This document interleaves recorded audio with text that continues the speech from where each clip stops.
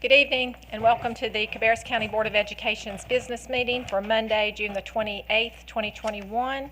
The board has previously been in closed session. We have reconvened in open session. I want to welcome the viewing audience and ask that we all stand for the Pledge of Allegiance.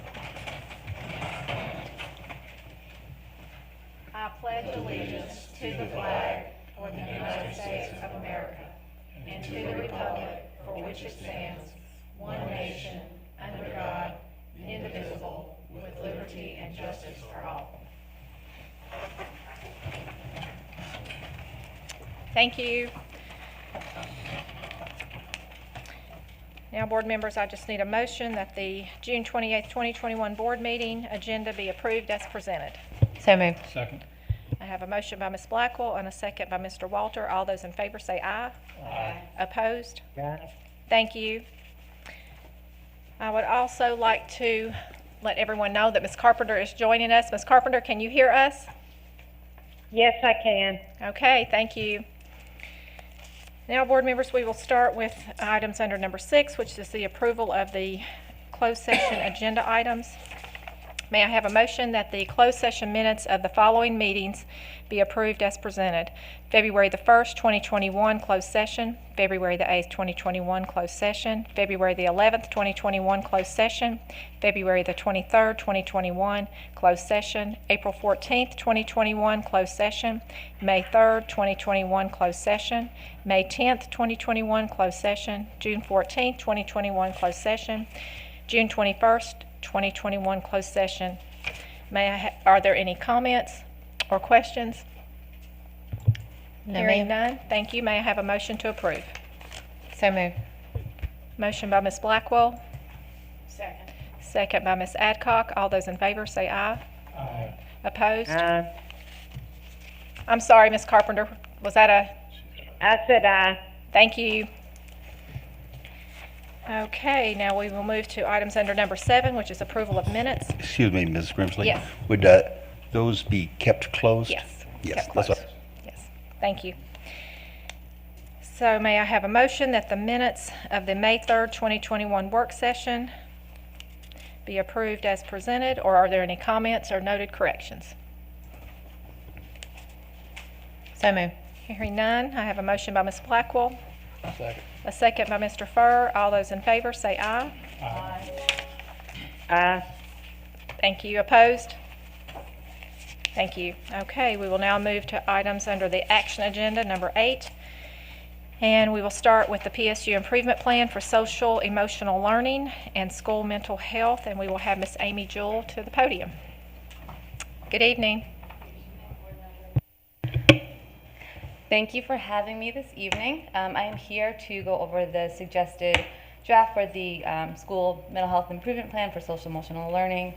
And thank you to those of you who have been able to meet with me previously and to those of you who have been able to look at the plan. I will not take up too much time and just kind of go through the components. Should you need to ask any questions or if you need further clarifications, just let me know. So the ask tonight is for the board to adopt our local school-based mental health plan, which is now required through policy, through Senate Bill 476. And the ask is to adopt the initial draft of the plan by July 1, knowing that we have 5 years to work on this plan, and submit it to DPI by September 15th of this year. So I've outlined 8 components here, and we'll go through these. These are all components of the plan, some of which we already have in place, fortunately, and some of which we are just starting to work on. And to start to build this plan, this is our vision statement for Cabarrus County Schools, which is to strive to build an inclusive school community through positive and supportive relationships where students and adults feel safe, valued, and respected. And it is our mission to cultivate self-aware, empathetic, and resilient learners who think critically to achieve personal and collective goals. And so we want to always keep this in mind over these next 5 years and going forward as we're putting new initiatives in place to support our students and families. So the first part of the plan is really assessment. We have to gauge and take the temperature of where we are in the district. And so these are some of the tools that we use on an annual basis. The SHAPE tool really looks at what mental health supports are currently in place each year. Community needs assessment, we just wrapped up our 3-year cycle, and I've linked the results there, should you want to take a look at those. The DPI issued Youth Risk Behavior Survey, if we are chosen at random, the Youth Substance Use Survey, and our North Carolina Facilitated Assessment of MTSS. So here are a few things that we already have in place based off of the recommendations and requirements of the plan going forward. We have been selected as a system service leader for the Trauma Informed Communities Collaborative. And again, should you want to know more about that collaborative, I've linked it in the PowerPoint there. We actually just had our last training, and it's been an incredible opportunity to partner with our community providers, just other agency leaders, and even some board members have taken advantage of some of the trainings we've been able to offer. So it's been great. We hope to continue that work going forward. We already have a lot of staff development in place, mandatory staff development for onboarding of new social workers, psychologists, and counselors, and we're going to expand a lot of that training to all school staff, so anybody who encounters a kindergarten through 12th grade student. We have our annual community provider fair where we invite all the providers in the community, whatever services they provide, to come into the building, or this past year it was virtual, of course, to get our CIS folks, they learn about new providers, they get new referral information, they get to make new connections so that when we're making referrals for families, we're making them informed. We know who we're referring to, what services are provided, things like insurance and preference for provider. We actually just scheduled our next one in person, which I'm really excited about, for August 17th. So that notification will go out this week. Our already existing district bullying prevention initiatives, various social emotional learning curriculum has been utilized, and of course our PBIS system here. Here's a little bit about our building alignment and infrastructure to sustain our social emotional learning and mental health services throughout the district. So we've got our leadership team with MTSS.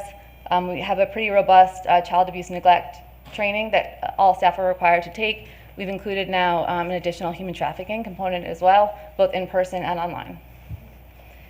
We have training already in areas such as suicide risk factors and identification, trauma and resilience workshops, and youth mental health, and partnerships with community mental health providers, which I mentioned before.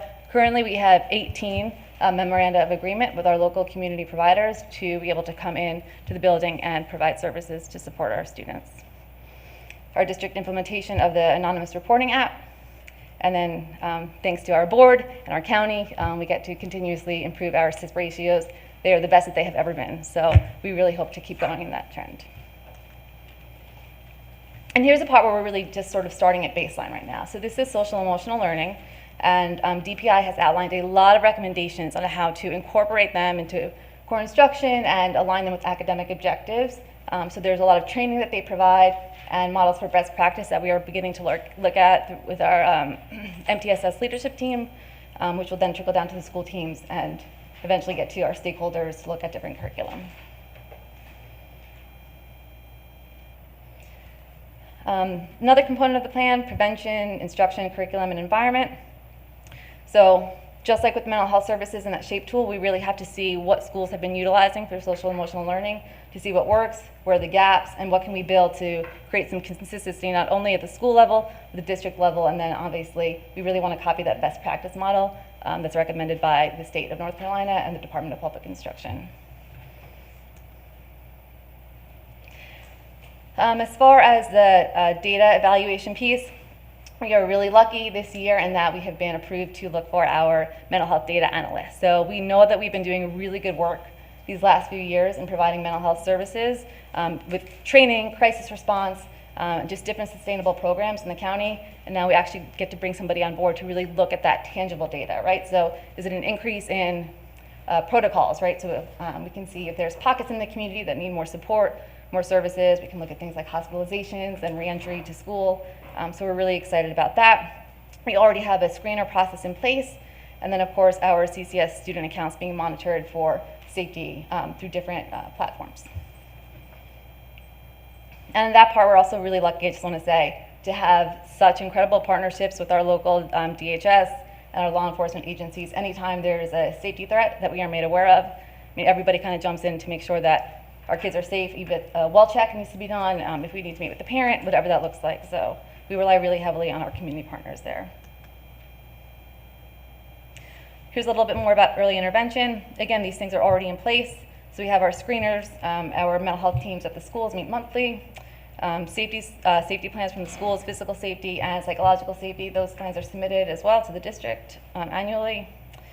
We have safety audits that are conducted by district staff, and we debrief any sort of crisis and plan for how can we do better next time, anytime that the district experiences something needing a crisis response. Now, as far as treatment, referral, and reentry, again, like I said, we've been doing pretty good work here over the last few years.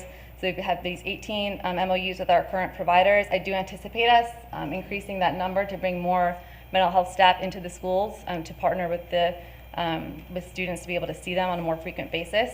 Our assist teams already provide a lot of brief, solution-focused response, and that's for any sort of immediate need, but they're very well trained should the need be higher, right, that we can maybe deal with in the moment at the school to make informed referrals to our community providers. And as far as a hospital reentry, that's another component requirement of the plan. And we now have an agreement in place with Atrium Behavioral Health in Charlotte. So that's one of the local child and adolescent inpatient units. And so, excuse me, we have a plan now in place with them with parent permission that we can speak freely with them and make sure that we are re-entering these kids properly back into the district, whatever that needs to look like. So we get recommendations from their doctors, discharging social workers, learn about triggers with parent permission so that we can better support our kids for successful entry back into the school district.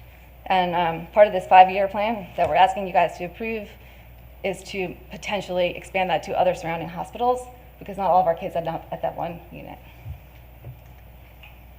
So that is it in a nutshell. That is a 5-year plan, really quick, so I will stop and take any questions you may have. Okay, board members, I know you've had an opportunity to review the plan. Are there any additional questions or comments? And I'll start with Ms. Sandage. I don't. I may ask my questions during the presentations, and hopefully those will be implemented. Yeah. Okay. Ms. Blackwell?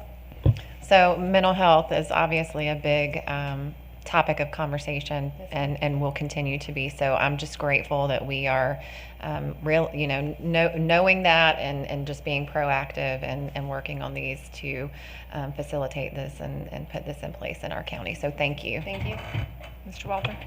I appreciate also the work to put this all together. Looks like it's comprehensive. Are you collaborating with other school districts as well, since I guess everybody's under the same obligation to put something together? Yeah, so all the districts in North Carolina are under this obligation, both public schools and our charter schools. And so I'm part of a regional networking group basically for school-based mental health. And so I am meeting regularly with our surrounding school districts to kind of brainstorm, see what other districts are doing, making sure that if we have something that we can share as far as any plans, that we do that, right? Because we share a lot of our students and families too, and it works both ways. I'm glad to hear that. It's a team effort. Thank you. Absolutely. Mr. Furr? I just wanted to say thank you and appreciate your efforts. Thank you. Ms. Adcock? Same. I just want to say thank you. I know that we were able to increase boots on the ground, do some different things which are going to really help this program, and continue to look at it and monitor it going forward in the future. Thank you. Ms. Carpenter, do you have anything? No, just a great job, and we really appreciate it. Thank you. Thank you. Mr. Schultz, would you like to make any comment? Sure, real quick. Just this is a cross-functional effort, so know that folks from the MTSS, curriculum instruction, have been involved in the development of this plan. Amy has been the central figure in pulling it all together, so we're appreciative of everyone's work. Mental health is one of those things that you don't just stop and address. It's something that is pervasive across everything that we do. So this plan really gets at that pervasiveness of how we should address mental health on an everyday, all day long basis, because you can't just stop and say, okay, guys, we're going to address our mental health right now. It is an ongoing, embedded process of taking care of students' needs. So thank you for your work. Thank you. And I will just ditto the rest of the remarks and say what a great job in such a short amount of time. So good job. Thank you very much. So may I have a motion that the mental health plan for Cabarrus County Schools be approved as presented? So moved. Second. Have a motion by Ms. Blackwell, a second by Mr. Walter. All those in favor say aye. Aye. Opposed? Aye. Thank you. Thank you, Ms. Joel. Thank you. Okay, next we will move to 8.02. We will have Mrs. Stephanie Alman, the Director of Student nutrition for our school nutrition plan. Good evening. Yeah. Okay, good evening, thank you. I am here to present to you our bids for the 21-22 school year. So as you see in front of you, and I'll be glad to answer any questions either during or at the end, we have 3 portions. So the first is the local bids that we are requesting renewal for. This is no price increase. These are for temporary staffing services through Jennifer Temps. The 4th of 4 possible renewal years. Frozen yogurt novelties through Innovative Concessions, that would be year 3 of 4. And chemicals through Alco Soap and Supply, renewal year 2 of 4. And you've received the bid documents on those, I believe. And then secondly, again with local bids, a new bid, milk through Marva Made Company. This is a Mayola distributor with a bottom line as listed in the document, and we're requesting approval for that new bid. And then finally, we are requesting approval to award the following North Carolina Child Nutrition Procurement Alliance bids for 3 categories, 3 lots: food and supplies, both being awarded or recommended to award to Gordon Food Services, and produce recommended award to Foster Cabarrus. What questions can I answer? Okay, board members, comments or questions? I know you've had time to review these bids. I'll start with Ms. Adcock. I don't have any comments, just thank you again for what you do for our school system and our children. Mr. Furr. No comments, just a big thanks. Mr. Walter. Can you explain the Cisco declined? Yes, when a distributor is, well, we send out the bids for whichever lots we are requesting bids for. Typically, if a distributor does not win the bid for lot 1, which is food, but they do win lot 3, which is supplies, we give them the option of whether they want to keep that, and we'll do business with them and the award winner for lot 1. But since it's usually the same companies, more often than not, they'll decline it because it's a small portion of their business, so they decided to decline. That makes sense. Thank you. Yes, sir. Ms. Blackwell. No, thank you so much for everything you do. Ms. Sandage. I'll echo my colleagues. Thanks. No questions. Ms. Carpenter. I have no questions. Thank you. Okay, board members, may I have a motion that the food, supplies, milk, chemical bids for 2021-2022 school year be approved as presented? So moved. Second. Motion by Ms. Blackwell, second by Mr. Furr. All those in favor say aye. Aye. Opposed? Thank you. Do you have a comment? Okay. Just, I think it's a good time to, since we don't see Ms. Allman too much, a good time to acknowledge her. Over 2.1 million meals served this year, and they did it in a variety of ways. Curbside, delivery, you name it. They were on carts in the buildings, handing out meals. So just a phenomenal job to her and her team with the new and innovative ways that they delivered meals to students this year. So thank you. Thank you. My pleasure. Thank you. Thank you very much. Okay, board members, we will move to 8.03 and have the Title I plan presented by Ms. Sarah Reeves and Ms. Amy Slakel and Dr. Crystal Hill. Yes, and they are on their way up. Just want to let you know that these wonderful ladies presented our Title I plan to you at your work session earlier this month. I know you had a chance to look over that. We also sent you the Title I plan last week, so I hope you've had an opportunity to review that. We've not had any questions, so we're hoping that you will approve it on this evening. Perfect. With that, I will ask for a motion for the Title I plan be approved as presented for the fiscal year of 2021-2022. So moved. Second. I have a motion by Ms. Blackwell and a second by Mr. Furr. All those in favor say aye. Opposed? Thank you. Thank you. Well done. Okay, we will now move to 8.04, approval of the final 2021-2022 budget amendments, and we will have Ms. Kelly Klutz to the podium. Thank you. And I must say, I really do appreciate the board's flexibility in having this meeting every year at the end of the fiscal year. It really does make a huge difference for our students. I can pick up anywhere from a couple $100,000 to a couple $1 million. Seriously, that number. Are you voting before? Oh, it's a bug. I thought she was making a motion. I was waiting for the second. Yeah. So anyway, it really helps our district out a lot. We're able to put those dollars, take every penny that we get from the state and federal and put it back into our system and our kids. So as we'll start on the state, I'll just mention a few of the bigger numbers. These are called guaranteed allotments, and what that means is the state says in the allotment policy manual, you shall do this or you shall do that, and we will guarantee that we give you the money for that, and they have. And this just reflects the budget that they have already fulfilled their obligation for several of those things. You can see things like annual leave liability and longevity. You can see the bonus payment that we pay teachers, $350 each teacher back in October. And then there's just some small reclass of budgets. If you have anything in particular on state, certainly address those questions. Board members, anything? Hearing none. We'll move on to local, just a very few adjustments, but I'll call your attention to the second one. As you know, because of COVID, we did not transport students the majority of the year, so we had significant dollars available in our local fund, and so we were able to move those so that I can use those dollars for EC as we go forward. So that's the advantage of doing that. So we're able to scrape up all of those dollars. On federal funds, these are just small reclasses. There's a different requirement for federal. It's a line by line. That's why you're seeing all these small little amounts that we have to adjust. And if there are any questions on that, I can take those at this point. Board members, comments or questions? Hearing none. And then finally, on our capital outlay, we have the county was able to allocate a little bit more dollars toward the land purchase because some taxes had to be paid for that, so they were able to do that. And then this is just our normal debt service from the state, where the state renews our bus leases and pays for those for us, and so we're just booking the corresponding entry for that. Are there any questions? Any comments or questions? Okay, may I have a motion that the final budget amendments for the fiscal year 2021-2022 be approved as presented? So moved. Motion by Ms. Blackwell, second by Ms. Adcock. All those in favor say aye. Aye. Opposed? Aye. Thank you. All done. Thank you. Thank you.